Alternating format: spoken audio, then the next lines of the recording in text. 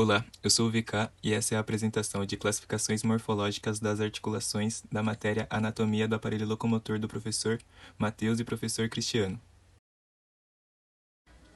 Uma articulação é o ponto de contato entre dois ossos, entre o osso e a cartilagem ou entre o osso e dentes. O estudo científico das articulações é denominado como artrologia.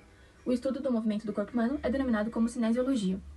Os ossos, na realidade, não entram em contato direto uns com os outros. Existe sempre algum tipo de tecido conjuntivo entre as superfícies dos ossos que entram em contato uns com os outros para formar articulações, como as articulações do joelho, talocrural, radiocarpal e o do cotovelo. As articulações possuem uma ampla variedade de estruturas e também muitas funções. As mais conhecidas são as junções entre os ossos adjacentes, que permitem ao esqueleto realizar ações, como chutar uma bola ou levantar a mão na sala de aula. Entretanto, muitas articulações permitem pouco ou nenhum movimento. A classificação funcional das articulações está relacionada com o grau de movimento que elas possibilitam. Do ponto de vista funcional, as articulações são classificadas nos seguintes tipos. As articulações são divididas de acordo com seu grau de movimento, ou de acordo com a sua estrutura. De acordo com seu grau de movimento, são classificadas em sinoartrose, anfiartrose e diartrose. E em relação à estrutura, são divididas entre fibrosa, cartilaginosa e sinovial. A sinoartrose é uma articulação fibrosa e é imóvel, tendo como exemplo suturas do crânio, dos dentes e do maxilar. A anfiartrose é uma articulação cartilaginosa e é semimóvel, tendo como exemplo ossos do quadril e vértebras.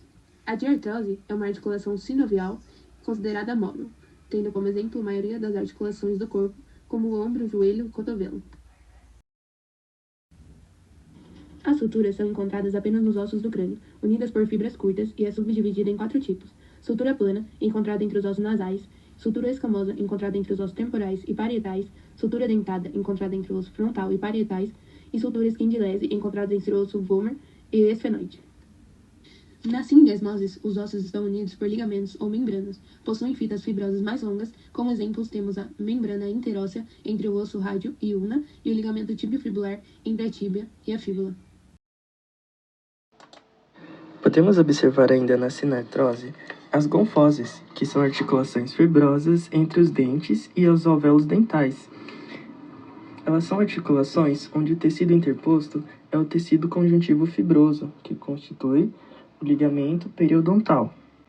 Nos fetos e recém-nascidos, é possível encontrar uma grande quantidade de tecido conjuntivo fibroso, onde a ossificação ainda não está completa.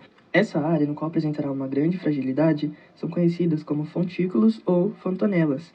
Esses espaços irão permitir o crescimento do crânio e irão desaparecer quando a ossificação estiver completa. Este processo ocorre dos 2 aos 3 anos de idade.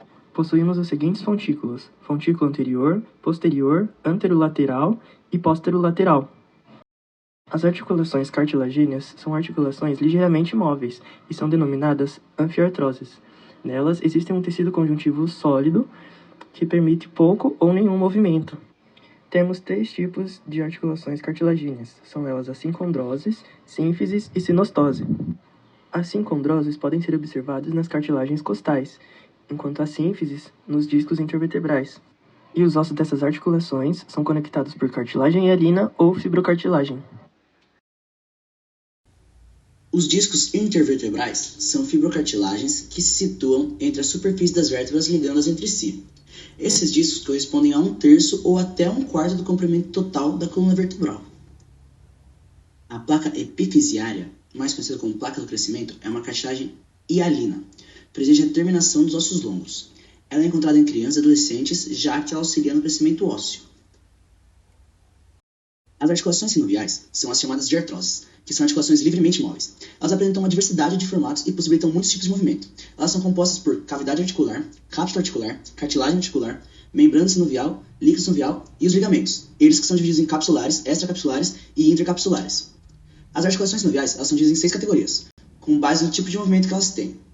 São eles articulações planas, gínglimo, trocoidea, elipsoidea, celar e esferoide. As articulações sinoviais realizam a comunicação entre uma extremidade óssea e outra, garantindo-lhe movimento, e são compostas de cartilagem que revestem as extremidades ósseas, ligamentos, líquido sinovial e cápsula articular. Nesse tipo de articulação, os ossos são unidos por uma cápsula articular que reveste a cavidade articular. Essa cápsula articular é formada por uma camada fibrosa externa que é revestida por uma camada serosa, a chamada membrana sinovial. Então, resumidamente, para que uma articulação seja classificada como sinovial, os dois ossos adjacentes participantes da articulação devem ser revestidos por cartilagem e hialina. Além disso, deve estar envolvido por uma cápsula articular. As articulações planas são superfícies que se movem em deslizamento, sendo esses de frente para trás, de um lado para o outro, sem que haja movimento angular ou rotatório, como por exemplo os ossos do carpo ou os ossos do tarso. O gínglimo permite apenas flexão e extensão, sendo por esse motivo considerado uniaxial, ou seja, só possibilita movimentos em um plano e um eixo. A cápsula é bem fina e frouxa na porção anterior e posterior, permitindo o movimento. Porém, lateralmente os ossos são unidos por ligamentos colaterais fortes, como por exemplo a articulação do cotovelo. Uma articulação trocoidea, também chamada de pivotante, é uma superfície arredondada ou pontiaguda do osso que se articula dentro de um anel formado parcialmente por um osso e um ligamento, realizando a rotação de movimentos de pronação e supinação. A articulação elipsoide, também chamada de condilar, é uma superfície oval que se ajusta sem uma depressão de outro osso. Os movimentos realizados são flexão, extensão, adução, abdução e circundição. Exemplos são articulação do punho e rádio, outros ossos do carpo. Na articulação celular, a face articular de um osso tem o formato de uma cela, enquanto a face articular do outro osso encaixa-se na cela, como um cavaleiro sentaria ou faria. Os movimentos em uma articulação celular são iguais aos de uma articulação elipsoide, biaxial, flexão, extensão e abdução, adução, juntamente com circundação limitada. Um exemplo de articulação celular é a articulação carpo-metacarpal, entre o osso trapézio do carpo e o primeiro osso metacarpal.